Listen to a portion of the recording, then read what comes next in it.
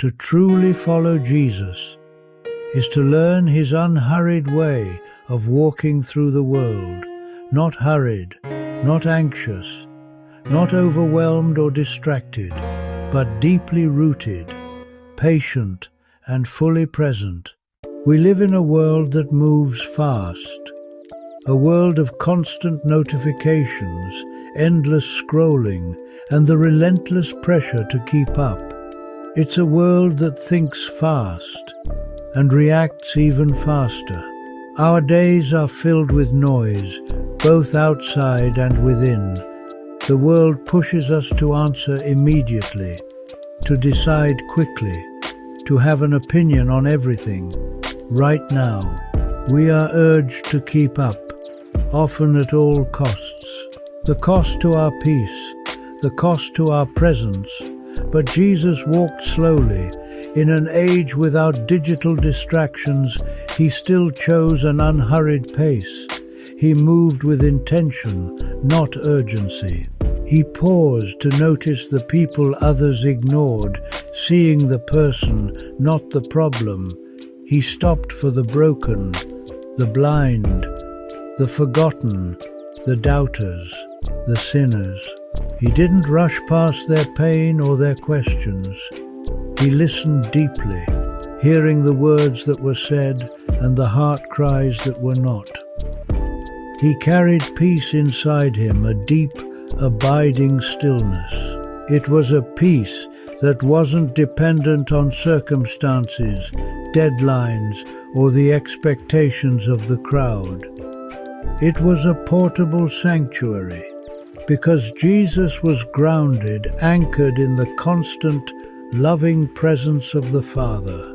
This was his source, his stability, his home, and that grounding shaped every word he spoke, every step he took. His life was an outward expression of his inward connection, and if we are going to truly follow him, not just admire him from a distance, we must learn to slow our souls. We must choose to unplug from the world's frantic pace until his presence becomes the very atmosphere we breathe, the rhythm to which our hearts beat. 1 John 2-6. Whoever says he abides in him must walk as he walked. To abide in Christ is not merely to believe in him, it is to let his way shape our way. To walk as he walked means adopting his rhythms, his pace, his priorities, his posture toward the world.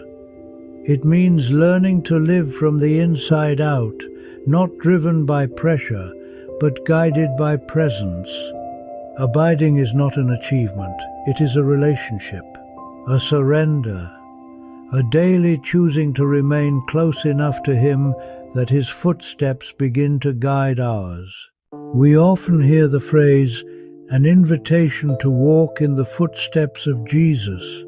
But what does it actually mean, to walk as Jesus walked? It's not about mimicking his sandals or the dust on his feet. It's about embodying the rhythm of his soul, the very posture of his heart in our modern world. Let's explore what this unhurried, intentional life looks like. First, move at a pace where you can notice God. In our culture, speed is a virtue, but Jesus never rushed past the voice of the Father. He modeled a life that was profoundly interruptible. He was available to the woman at the well, to the children who were brought to him, to the blind man on the side of the road. He was deeply aware of the sacredness of the moment right in front of him. When we intentionally slow down, we create space. We start noticing the whispers of God, the gentle nudges, the small invitations to kindness, the quiet guidance we so easily miss when life is too loud and our schedules are too full. Second, respond, don't react. Jesus didn't live from impulse, he lived from intention. A reaction is often born of fear, ego, or old wounds. A response is born of wisdom and love. Even when confronted by anger, accusation, or the chaos of a literal storm on the sea, he responded from a place of deep internal peace.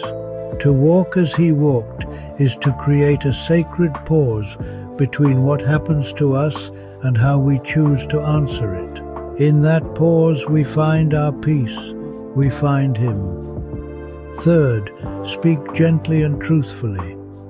Jesus spoke with unwavering clarity, but he also spoke with profound compassion. His words carried authority because they flowed from a source of absolute purity, not from frustration, ego, or a need to be right. He was the perfect embodiment of grace and truth. Our words have the power to build up or tear down. To walk in his way means we choose our words carefully, ensuring they are both true and kind, designed to heal and restore, not to wound. Fourth, let love define your decisions. Jesus didn't make choices based on convenience, popularity, or personal comfort. He chose based on love. Every single time, love guided his healing, his teaching, his forgiveness, and ultimately, his sacrifice. When love becomes the lens through which we see our options in our homes, at our jobs, with our neighbors, we begin to walk as he walked. Our path begins to align with his. Fifth, practice solitude and silence. The Gospels repeatedly show Jesus withdrawing to a quiet place to pray. He intentionally disconnected from the noise of the world to connect with the heart of the Father. He knew that his public ministry was fueled by his private communion. In our hyper-connected world, choosing silence is a radical act of faith. It's in the quiet that we untangle our thoughts, hear God's affirming voice, and find the strength to return to the world with grace and purpose. And sixth, live with a servant's heart. Jesus declared that he came not to be served, but to serve. He washed his disciples' feet, an act of profound humility. He consistently put the needs of others before his own. Walking as Jesus walked means looking for opportunities to lift others up, to serve without seeking recognition, and to value others above ourselves. It's in giving of ourselves that we truly find ourselves. The life of Christ is not rushed. It is steady. It is intentional. It flows like a quiet river, carrying the profound peace of God into every moment, every interaction, and every choice. So how do we begin to untangle ourselves from the hurried pace of the world? If we truly want to walk like Jesus, if we desire a life marked by his peace and presence, we must practice the pace of Jesus.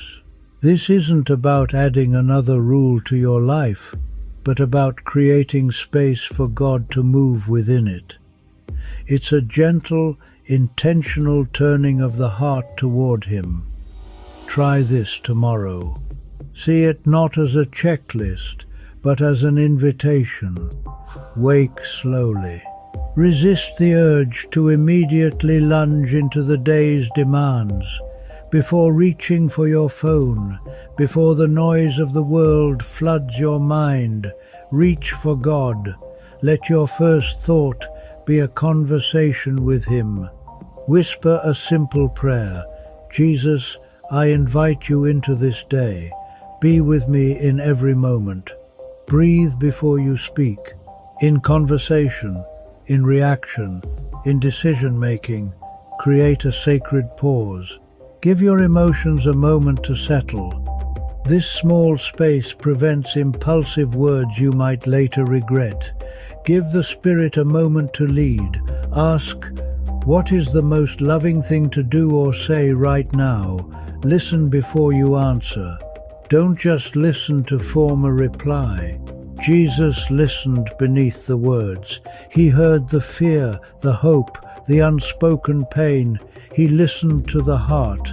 Practice listening with that same compassion, offering the gift of your full, unhurried attention. Walk more slowly to your next task. The space between activities is not wasted time, it's an opportunity. Choose calm on purpose. Use that short walk to reconnect with God, to breathe, to notice the light. Invite Jesus into each moment. This is the heart of it all. Not just the big decisions, not just in your morning quiet time, but the quiet ones. While you wash the dishes, while you wait in line, while you drive. The small ones, the simple ones, because spiritual transformation doesn't happen in grand, dramatic events. It happens in ordinary moments, lived with an extraordinary awareness of God's presence with you, right here, right now. This is how the heart becomes more like His, one moment of surrender at a time. The way of Christ is not mastered. It is received step by step, moment by moment, day by day. You don't have to be perfect. You just have to be willing to slow down, willing to listen, willing to walk with Him instead of ahead of Him. If you choose that path, your life will change, your heart will soften, your soul will rest, and you will discover the beauty of living at the pace of Jesus. Thank you for joining us today.